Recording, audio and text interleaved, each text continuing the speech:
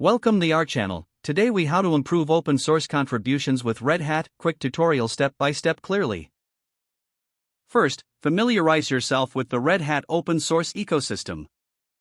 Visit the Red Hat open source page to explore various projects. Identify projects that align with your skills and interests. Create a Red Hat account if you don't have one already. Join the community forums or mailing lists related to your chosen project. Read through the project's contribution guidelines thoroughly. Understand the coding standards and practices that the project follows. Set up your development environment according to the project's requirements. Check the project's issue tracker for open issues that need attention. Look for issues labeled as Good First Issue if you're just starting. Fork the repository and clone it to your local machine. Make the necessary changes or enhancements based on the identified issue.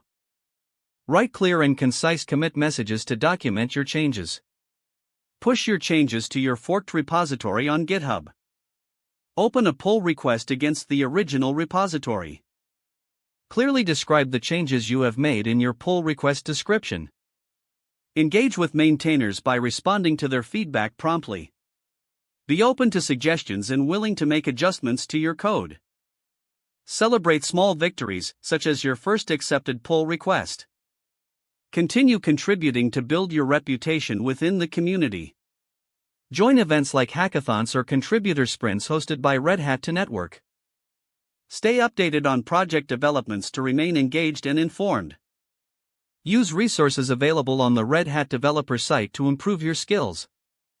Explore mentorship opportunities within the Red Hat community to learn from experienced contributors. With dedication and effort, you'll make a positive impact on open source projects at Red Hat.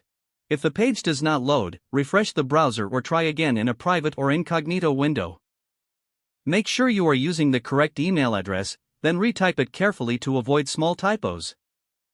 If your password is not accepted, use the reset option and create a new strong password you can remember. Don't forget to like this video and subscribe to our channel for more step-by-step tech guides.